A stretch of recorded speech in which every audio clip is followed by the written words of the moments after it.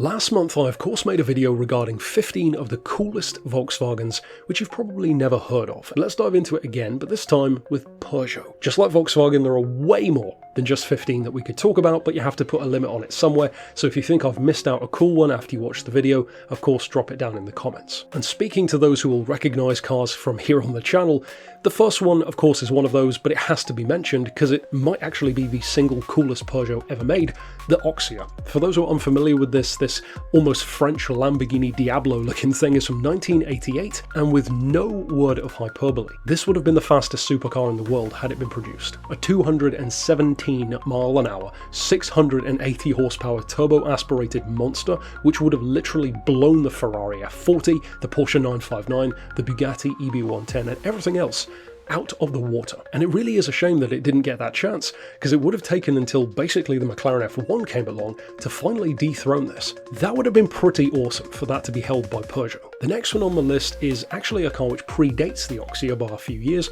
the first major concept car to come from Peugeot in 1984, called the Quasar. This one of course was mechanically based on the 205 T16, a very successful and extremely quick rally car from Peugeot in the Group B era. This one tuned up even further to 600 horsepower, had exposed mechanicals to really show off that rally prowess, and this one I think in comparison to the Oxia for example was never anywhere near as likely to reach production, but is still a pretty cool idea. This next one is nowhere near as quick, nowhere near as special, it's not a concept car, and technically you can actually buy one, but I think it's a car which doesn't get enough recognition for its design. This is a gorgeous car, at least to my eye and definitely for my taste in vehicles. It's based on the very popular and very well received Peugeot 504 platform. In particular though, this is the 504 Coupe. Now as time went on, this already stunning looking car got refined a bit more. It ended up having those traditional body coloured bumpers as time went on, which I personally don't find quite as attractive, but the engine did get bigger, more powerful. Initially it was a bit underpowered to say the least, sharing the same engines basically as a normal 504, but ultimately it ended up with a 2.6 litre V6 around 1973, and that's not too bad. Even back in 1969, only a year after the 504 was introduced, that ended up getting the European Car of the Year award, so the 504 platform is very well respected. I just personally don't think that this particular Pininfarina designed version gets anywhere near the recognition it deserves to have from a design perspective. There are plenty of beautiful classics, and I don't hear this one in the discussion as much as I think it should be. And we even saw kind of a revisiting of the idea with the much more recent Peugeot E-Legend, which is very clearly inspired by this car, albeit with an electric drivetrain. The next one I could see being a car which, even for those of you who are Peugeot fans, you might not have noticed, the 404. This is older than the 504 as the name suggests, and back in 1965 a single cockpit open top version of the 404 broke 40 diesel world records. It was fitted initially with a 1.9 litre diesel, later a 2.1 to allow it to break multiple different records, and during its run it broke so many. 40 is insane for a vehicle like that, especially one which wasn't necessarily that quick by general standards, but within the world of performance diesels it wiped the floor with everything, including a 72-hour stint around an oval circuit with 5 drivers averaging 100 miles an hour. The next one is a car which I've always loved. I remember this one debuting in a Top Gear magazine back in the day, the 908 RC. Many of you will know the name 908 of course from Le Mans. The 908 RC perhaps not as much, and I think the name just doesn't really give it credit because RC sounds more like a small sports car of some kind. This is anything but. In fact, it's more of a Maybach level luxury limo almost, but it has the engine in the rear end instead of the front, it's rear wheel drive, and it has the same 700 horsepower 5.5 litre twin turbo V12 from the Le Mans winning 908. Was this ever going to be produced? Of course not. There is virtually no market for a luxury Peugeot on this level, but I've always thought this was an awesome looking car with such a cool idea for an engine, and yeah, if nothing else, it deserves more attention. The next one is a much more recent addition on the list, a much more recent development, and this is one which you can see kind of some of the ideas that they were having percolating for potential performance cars, because when it comes to concepts, Peugeot has a lot in common with Volkswagen, making these really cool ideas and then somehow their production models are never quite as cool, and in Peugeot's case nowhere near as cool for the most part. They can occasionally hopefully make a cool production performance car, but they don't seem that bothered almost most of the time. This one could have bucked that trend, the 308R. Unfortunately, it didn't quite happen that way, but the potential was definitely there. A 1.6 litre 266 horsepower engine with a pair of 113 horsepower electric motors, one for the front axle, one for the rear, giving it nearly 500 horses. Now, for those who tested the car, they weren't able to fully drive it in 500 horsepower mode because that was only in launch control mode, which they weren't allowed to use, so they had it in roughly 400 horsepower mode. At the time when testing it, the battery would go down pretty quick, going around a track, and of course that's not entirely real world conditions, but still it kind of makes sense why it didn't necessarily reach production if they were still having those kind of issues. But again, the potential for making this ballistic 500 horsepower hot hatch was definitely very impressive. And apparently this thing could go from like 50 miles an hour to 80 in 3 seconds, which is 3 times faster than an Audi RS3 of the time. Next up, we're going way back to the other end of the spectrum, to not really classic car days, more like antique days, back to 1912 and 1914, because believe it or not, Peugeot actually ran in Indy, and they had some success. In fact, there was the L45 and the L76 with respectively 4.5 litre and 7.6 litre engines, and as I said, these were in some cases victorious cars. I believe, if I recall correctly, one of them even had a 10 litre engine or thereabouts. People don't really think of Peugeot for this kind of sphere of racing, of course distinctly out of the world of European stuff, but the fact that not only they attempted to do it but actually had success and had victories, well, that's pretty impressive. A lot of brands like Porsche get a huge amount of recognition for dipping their toe into so many different forms of motorsport and doing really well. I don't think Peugeot gets enough credit for doing that, because from WRC to Group B to Pikes Peak to Dakar to Le Mans, here with Indy, they've done so many different things, even as far as Formula 1, which we'll get into in a second in the video. They've had so many forays into so many different types of racing, and more often than not, they do pretty damn well. Next up, we're returning to the world of concept cars, though this one actually comes between the Quasar, which we mentioned earlier, and before the Oxia. In 1986, a car called the Peugeot Proxima came out. This one, of course, is in the thumbnail, a bright red, almost Transformers looking thing, and you can kind of see a bit of a mixture of a few different ideas here, which were used again or used before. So visually, there are definitely some Quasar-esque elements to the front end, but then in terms of the back end, this idea of having the narrower track with wheels closer together, almost like it wants to be a trike, but isn't quite there. It's very Tron looking, very Blade Runner. And in terms of performance, I mean, apparently this was a 216 mile an hour car.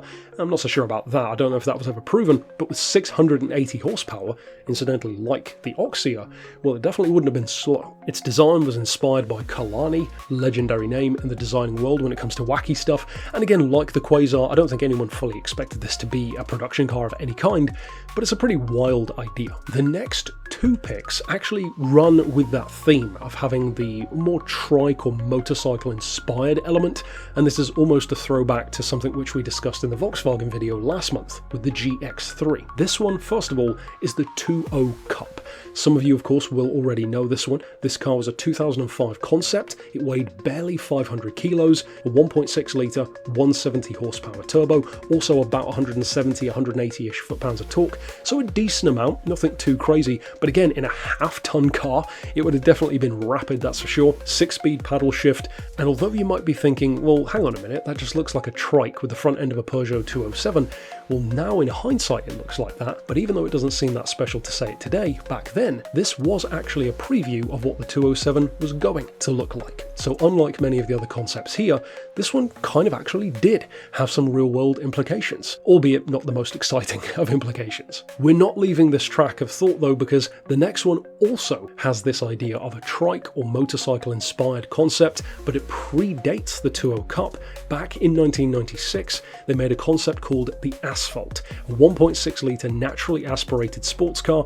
Interestingly though, not rear-wheel drive. At least from what I could find, it's a front-engine, front-wheel drive car, which is a curious choice for a trike. An 88 horsepower engine also isn't particularly impressive, an engine which incidentally was used in a ton of different cars at the time, mostly normal stuff, which explains why it didn't have a huge amount of power, but it only weighed 580 kilos, could do 124 miles an hour, and if nothing else, it's a really nice looking little car. In fact, I would say it's a better looking car than the 2.0 Cup is. Ultimately, just like Volkswagen, these trike or motorcycle inspired ideas didn't really get to fruition. Well, they didn't at all, really, which is a shame, and I do find it curious how all of these manufacturers keep trying to dip their toe into the idea of a trike, and yet for many years there was really only one brand who had the monopoly on that idea, Grinnell with the Scorpion. The next one, of course, returns to the world of the thumbnail because this is a badass car, the 806 Pro car from 1995. You should definitely get some Renault Espace F1 vibes from this thing, and it is cool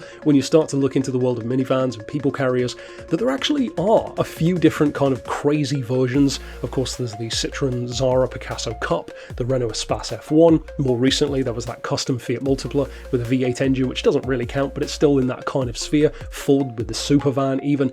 These wacky shaped machines going racing, there's just something inherently cool about that. This one isn't as powerful as you might hope, about 300 horses, which ain't bad. It's got a lot of 306 and 406 performance-based parts, motorsport versions of the 306 and 406 that is, and believe it or not, it actually did race. Back in 1995, it actually qualified 12th out of 46 cars at Spa, no less, and only backed out of the race because of engine trouble, which really is a shame. And I mean, you can't deny, this thing's just badass, and I would love to see this in a game, maybe Forza or Gran Turismo, but very cool car. The next one is also from the thumbnail, and what a beautiful machine it is.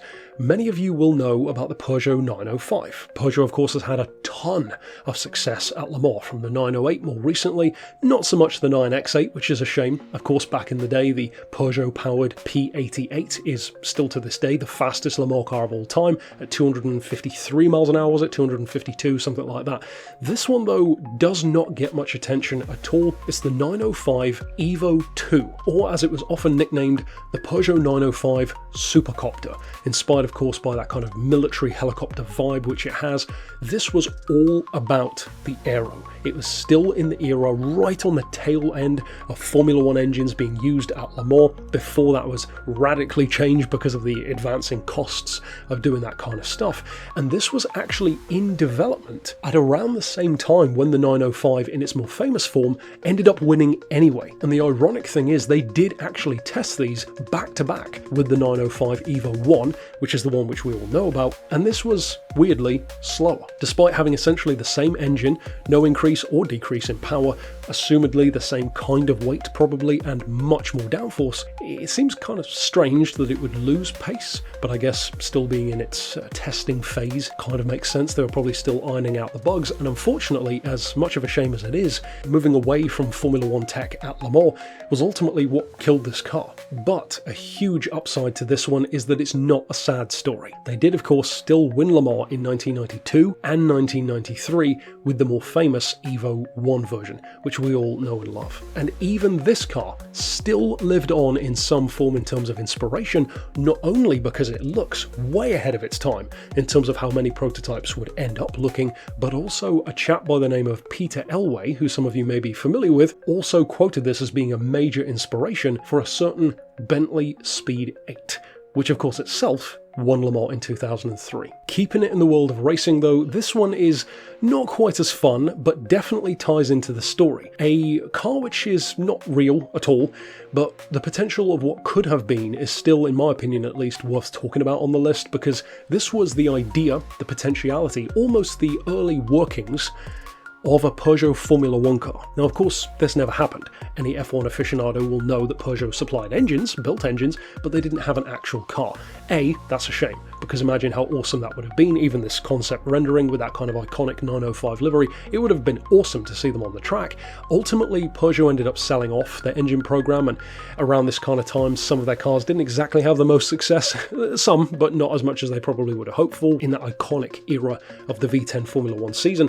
The main reason, arguably, why this car died is because one of the same guys involved in the 905 program, Jean Todt, left Peugeot Sport, which he was the head of, to go to Ferrari. That ultimately is more than likely what killed the idea of this ever going past just the engine building stage, and I think that's kind of a shame, because even if they hadn't have won, it would have been, like I said earlier on, just another time which Peugeot has dipped their toe into something else again. Even if they hadn't have won, it would have been cool to see them in Formula 1. The next one actually revisits the 504, which I talked about earlier on, but this is a very special version of the 504. It's called the Targa Kuruma. Now, the pronunciation on that may be wrong, and it was designed and built for an entrepreneur in Switzerland. It uses Ferrari rear lights. It was actually built in 1977, incidentally, so it had that V6 engine that I talked about earlier on. It was a Targa top with 2 small removable panels, even had a rear window which was removed with a zipper, of all things, and again, such a stunning looking little car. I love the fact that it also looks very much like a Bristol kind of design. There's actually a really nice little online page which you can translate from German into English about the chap who owns the car, or at least did, presumably at the time of making the website. He loved the car at the time, eventually ended up owning it, and again, it's not going to blow minds in terms of its performance. It's a little bit lower than the normal 504, but that's about the only real difference in terms of what it could do through corners or in a straight line. It's more so just a design exercise, like a coach-built version of an already very pretty car. But still, like with the 504 Coupe, a stunning design which definitely deserves more attention, even if it's just for that reason. And last, and some would probably say least, but actually potentially the most important car here, the 1894 Peugeot Type 7 Phaeton. It actually used a 1.3 litre V-twin Daimler engine, but the reason why I'm talking about this car, and the reason why this one probably more so than anything else on the list deserves more attention, is because not only was this Peugeot's first ever race car, this was literally the first quote-unquote car, in a general sense, to win an organised motorsport event. In other words, this was the first race car to get a victory, ever, because back in 1894, a French newspaper by the name of Le Petit Journal made up a race. Basically, they organised an event, and it was for horseless carriages, as they called them back then. There were certain rules and stipulations in there which led to some of the technicalities of the outcome, but it was an event running from Paris to Rouen. Now, Gran Turismo players will recognise what I just said, because if I recall correctly, there's a song named after just that in the game. The significance of this car, though, is that even though it technically came second in the event, ironically second to a steam tractor, the reason why this one is commonly considered to be the first car to win a race is because the tractor, although allowed to compete, didn't actually qualify. So in effect, the tractor was kind of like the first Garage 56 vehicle at Le Mans, if you want to consider it that way. Now, that vehicle actually beat this by 3 minutes, which back then was a big deal when a car could only do like 15 miles an hour anyway, but it was the technicality of the car needing a stoker for the fire for the steam engine that ruled it out basically from having the actual victory. So this one and another Peugeot behind it actually had the quote-unquote victory at the time. Then again in 1895, a Paris to Bordeaux back to Paris event, it won again.